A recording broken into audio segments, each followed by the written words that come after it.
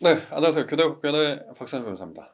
최근에 교통범죄나 성범죄로 실형 선고를 받고 이어서 항소를 진행하시는 분들이 많은데, 특히 음주운전의 경우에 윤창호법 개정으로 전반적으로 형량이 올라가기 시작하면서 1심에서 실형 선고를 받아서 항소 재판을 준비해야 되는 피고인들이 많아졌습니다. 자, 오늘은 음주 측정 거부죄로 1심에서 실형 선고를 받은 의뢰인이 우리 로펌의 조력을 받아서 항소심을 진행한 결과 집행유예 판결을 이끌어냈던 그 성공 사례를 소개하고자 합니다. 자, 의뢰인은 퇴근길에 음주운전 불심 검문을 받게 되었는데요. 의뢰인은 전혀 술을 마시지 않았고 당연히 술 냄새도 나지 않았었죠. 유난히 붉었던 얼굴 탓에 경찰관은 의뢰인이 음주운전을 했다라고 의심했습니다. 평소에 안면 홍조에 심한 컴플렉스가 있었던 의뢰인, 자신이 술을 마시지 않았음에도 다짜고짜 음주운전을 의심하는 경찰관에게 순간적으로 짜증과 함께 반감을 느끼고 음주 측정 요구를 단호하게 거부를 했던 것이죠. 이에 경찰관은 의뢰인을 음주 측정 거부죄로 입건해서 정식 재판에 회부되게 했습니다. 자, 음주 측정 거부죄에 무죄했던 의뢰인,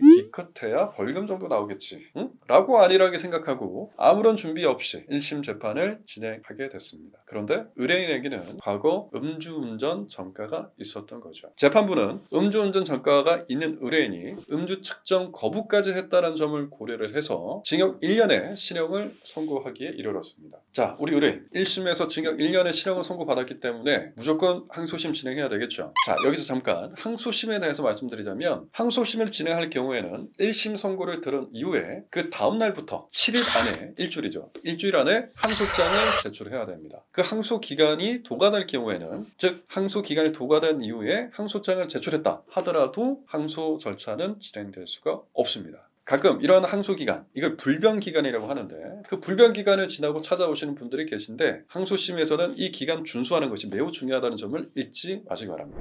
다시 본론 돌아와서, 의뢰인은 우리 로펌의 조력을 받아서 항소심을 진행하게 됐죠. 의뢰인과 상세한 상담을 한 끝에 이 음주 측정 거부죄 근거 규정에 경찰관은 운전자가 술에 취한 상태에서 자동차 등을 운전했다고 인정할 만한 상당한 이유가 있을 때에는 음주 측정을 요구할 수 있다. 뭐라고요? 음주 운전을 했다고 볼 만한 상당한 이유가 있을 때예요. 즉, 모든 운전자에게 음주 측정을 요구할 수 있죠.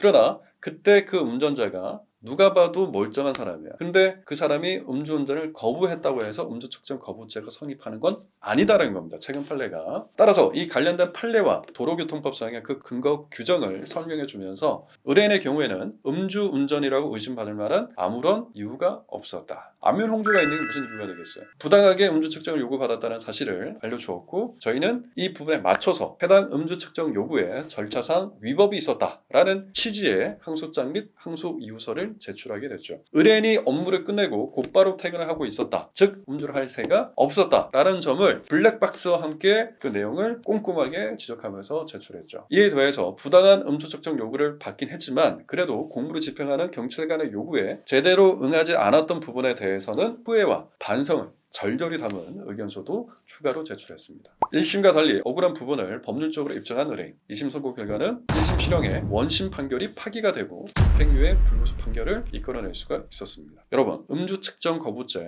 가볍게 생각하시는 분들이 많은데, 절대 가볍게 생각하셔서 이같이 부당한 상황에 놓이시면 안 되겠죠. 운전자들이 음주 사실을 숨기려고 의도적으로 측정에 불응하는 경우가 많다 보니 재질을 더 안 좋게 보는 교통범죄 중에 하나라는 점을 절대 숙지하셔야 되겠습니다. 이러한 이유로 경찰의 음주운전에 제대로 응하지 않으면 혈중 알코올 농도 수치나 재범 횟수와 상관없이 만취 운전이나 이진아웃 이상의 상습범 형량과 비슷한 정도의 처벌을 받을 수도 있다라는 점을 이번 영상을 통해서 꼭 기억해 주시길 바랍니다.